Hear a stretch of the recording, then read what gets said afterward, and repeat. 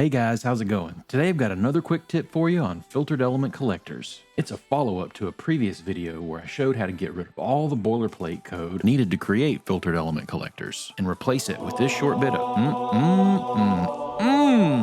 goodness. Now if you haven't seen that video, I need you to go jump over to it, have a look, and come right back. And now that everybody's up to speed, let's go jump into our new tip. I said quick tip, not trip.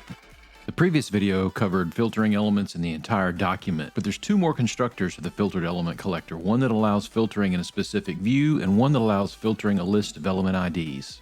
Here's a simple collector for a view. It just isn't quite simple enough. Let's fix it up by creating a factory method to generate the instance of our wall collector.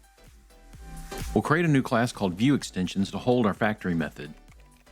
We'll make it an extension method off of the view element, making it very natural to call in the code that consumes it.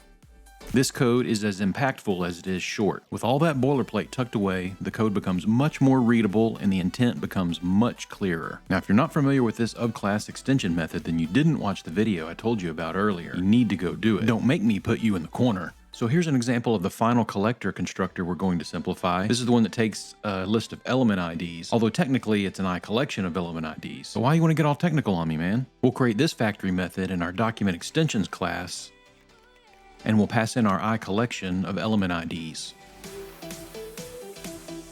Then we'll jump back into our calling code and simplify it.